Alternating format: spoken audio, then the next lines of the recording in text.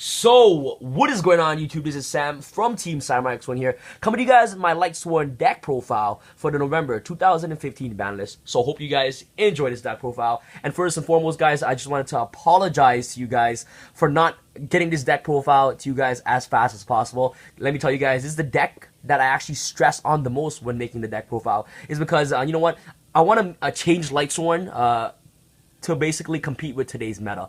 And of course, playing the builds with Necro Gardener and things like that, like, you know, the Twilight build is not viable anymore in my personal opinion. You have different cards in the deck and now that can make this deck 100 times better. So basically, I try to modernize the deck as much as possible. So I always stress on making this deck for you guys. But you know what? I'm not playing those Necro Gardener builds anymore. No more Twilight builds. This is basically a new version of Lightsworns in my personal opinion. And this build basically tend not to focus on always bringing out Judgment Dragon as much as possible. This build, of course, can beat down your opponent really fast without having to go into Judgment Dragon as much anymore. And of course, guys, in this deck, I basically use Judgment Dragon as a beat stick rather than always relying him to blow up the board and things like that. It's because, you know what, this deck is so fast that it's able just to OTK your opponent, and you don't sometimes are not reliant on Judgment Dragon. But of course, Judgment Dragon is still one of the best monsters in the deck, since of course he's a built-in Heavy Storm and a Dark Hole. So yeah, Lightsworns are still Lightsworns. Judgment Dragon is still the best card.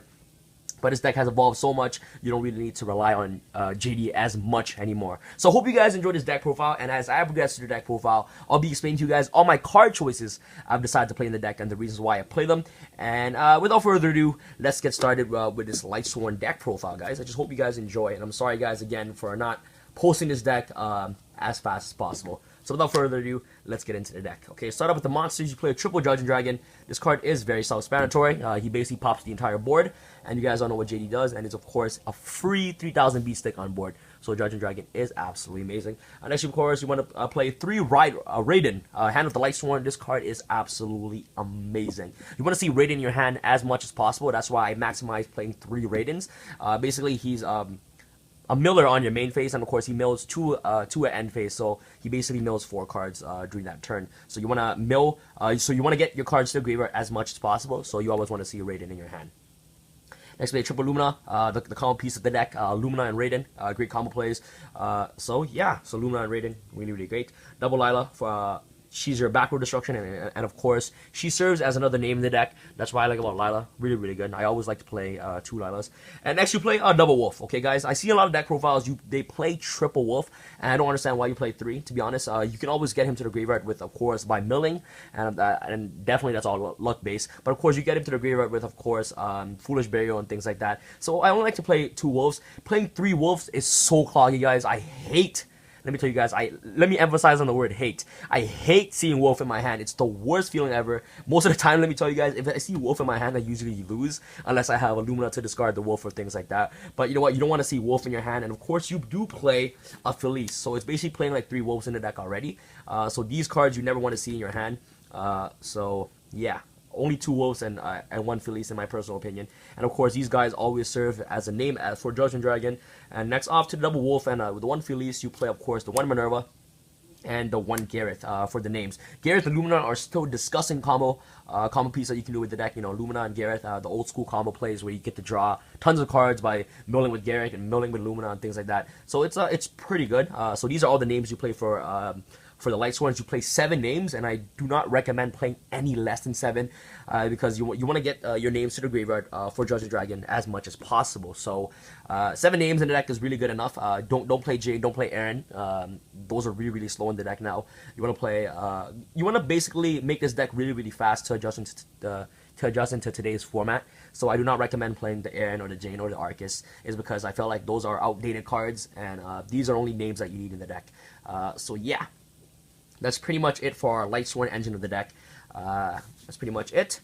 And now off to our other cards. Instead of playing the Twilight build where I play, you know, triple Necro Gardener, Gourds, and things like that, these are what you play now. You play the Clown engine. Clown engine is absolutely disgusting in this deck, and let me tell you how good these Clown engine are. Basically, you want to mill your damage jugglers and you want to mill your trick clowns to the graveyard as much as possible. And during your turn, we want to banish the damage juggler depending on the cards you have in your hand. Let's say you have Lumina in your hand, and you want to get your trick clown to your hand. You can banish the damage juggler, add the trick clown to your hand, or banish the damage juggler and add the hat trigger to your hand. I want to maximize playing triple hat trigger in the deck is because hat trigger is absolutely amazing. Let me emphasize on that again. Absolutely amazing, guys. I know that that's my favorite catchphrase. It's because this card is just really, really good. And the reason being is that basically you're definitely going to more than likely going to have 2 or more monsters on board, and your opponent is going to have 1 monster on the board definitely, and all you need to do is summon a monster, then you are able to get access into a hat trigger really, really fast. And a hat trigger basically serves as a card where it adds consistency into the deck. Helping you make rank 4 plays is really important in this deck. So hat trigger is really, really amazing for that aspect. Damage juggler, basically the new age version of Necro Gardener. Basically, if you're scared for your opponent pushing for damage, damage juggler got you. This card is absolutely amazing. He has so much utility in the deck. You banish him from the graveyard, add any of these cards to your hand. So that's why I love about damage juggler. As I said before, banish the damage juggler, search Trick Clown, summon Lightsworn Lumina, ditch the Trick Clown, and of course special summon Raiden. Trick Clown will summon itself, so now you have 3 monsters on board and things like that. So it's pretty disgusting the amazing combo plays that you can do with this deck.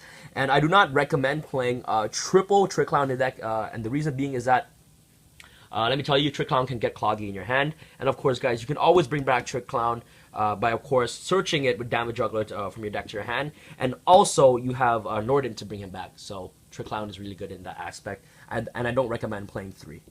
That's just my personal preference.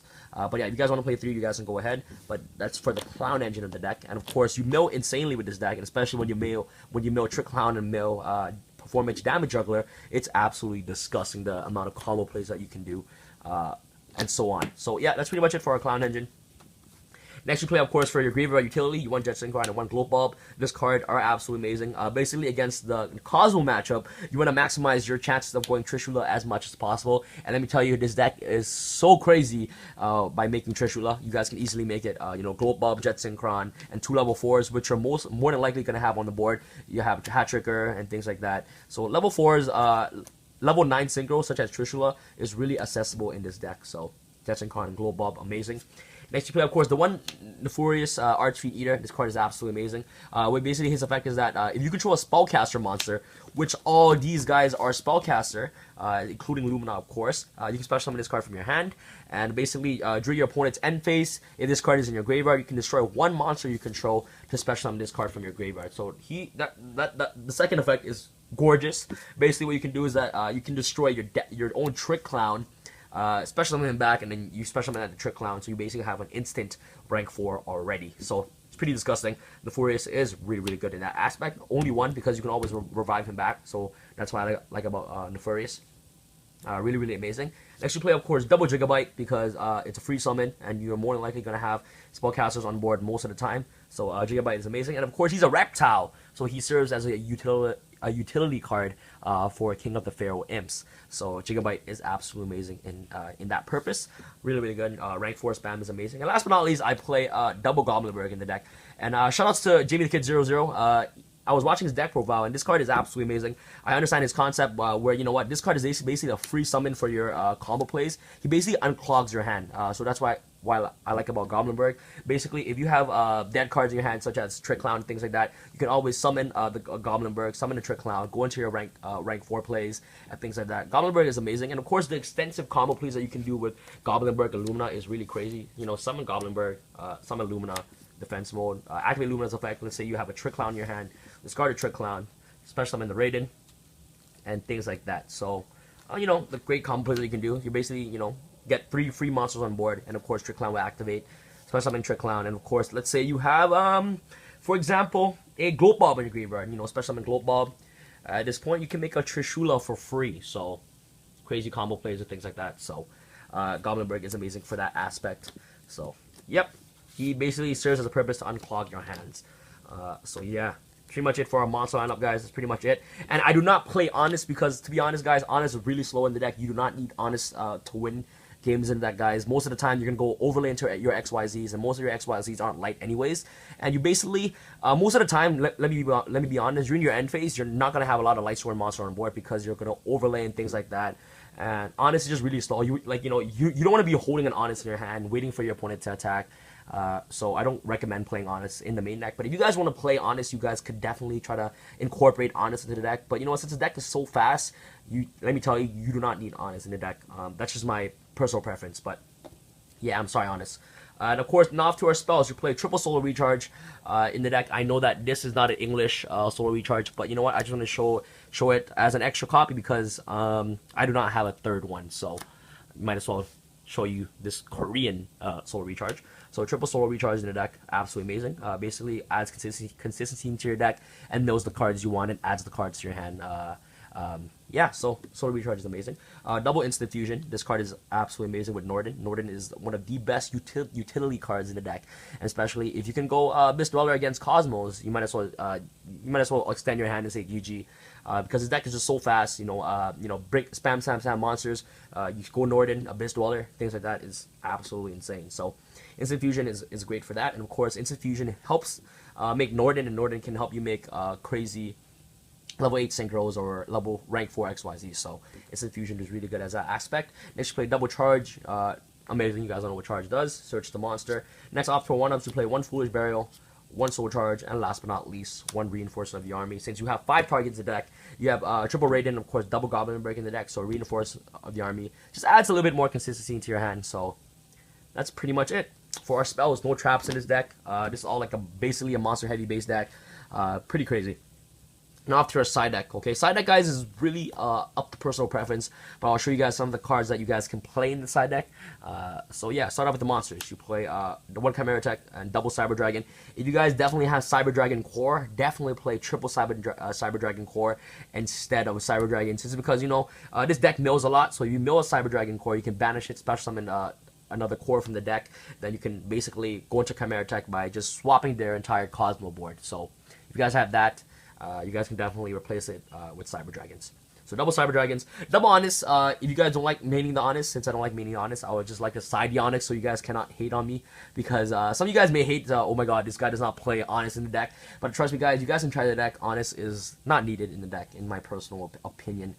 You're not always going to sit on one monster and just wait for them to attack with Honest. It's not like that at all. So definitely, if I don't want to play in the main, I'll definitely side it. It's really good against basically the Cosmo matchup. They attack, you're trying to protect your Lumina and things like that.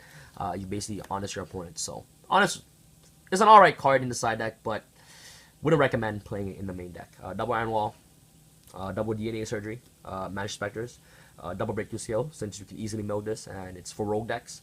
Double Scolding, since of course you do not play you don't play lots of traps, so Scolding is really amazing in non-heavy trap based decks. And of course, double Roar of the Kree, since you play no traps at all. So that's pretty much it for our side deck. Now off to our extra deck. We play, of course, let me tell you the best card in the extra deck, 1 Trishula, Dragon of the Ice Bearer. This card is absolutely amazing. You can easily make him. Trish is just too good. Off to our level 7s, 1 Yazzie. Basically the extra deck, guys, you guys can play whatever you guys want, but I feel like level 7s is the easiest. It has the most utility, and of course you can easily access into level 7s really fast in this deck. So Yazzie, you're really good against tons of back row heavy decks, so Yazzie's amazing. 1 Michael, 1 Arcanite, 1 Clearwing. Next you play for the level 8s, you play 1 Scrap Dragon and 1 Starter Spark Dragon. I felt like that I need to make more space for another level 8, but if you guys have any suggestions on the cards that I could take out for another level 8 synchro monster, you guys can just tell me. I love to hear you guys' suggestions, guys. I love when you guys comment on my videos, and I read all my comments. So if you guys can, give me different suggestions on maybe some of the cards in the main deck you guys do not like seeing in the main deck, on some cards that you guys may suggest me playing, you guys could definitely go ahead and give me some suggestions. I never take criticism in a wrong way. I always take it as a positive criticism, because you know what? If you guys do not tell me how to better myself, I will never get better as a person. So tell me the different card changes that you guys want to see in the deck. So I'll definitely make changes. 1 Norden, 1 Castell, 101, Dweller, Trapeze Magician. This card is amazing. Basically pressures OTK on the board. So 1 Trapeze Magician, really good. I got some Emerald, recycle back your Norden and things like that. 1 King of Pharaoh Imps, and last but not least, 1 Dante, Travel to the Burning Abyss. The reason being is because sometimes you're gonna have 2 Luminas on board, and you never want to keep 2 Luminas on board after you use their effects. So you want to overlay with Lumina and go to Dante. Mill 3 cards, hoping you mill a Wolf or Felice, things like that. So Dante is really good in that aspect. But if you guys have Nerva, the $2,000 card, the $1,000 card or whatever, definitely play the Minerva over the Dante. But you know what? For accessibility, most people may have Dantes. So if you have a Dante, definitely play Dante instead of Minerva. But if you guys have Minerva, put that card in. That card is absolutely amazing. So yeah, guys, I hope you guys enjoyed this deck profile. I'm sorry, guys, if I spoke kind of too fast. But yeah, I'll tend to slow down next time, I promise, guys. So I hope you guys enjoyed this deck profile. And this is Sam from Team SamUraiXi, Sam signing out. And of course, guys, if you guys like this video, please give this video a thumbs up. Make sure you guys like, comment, and subscribe for more Yu-Gi-Oh videos. And let's say if this video gets 100 plus likes, let's reach that aim. 100 plus likes, I'll do videos with this deck that I'm showing you guys right now.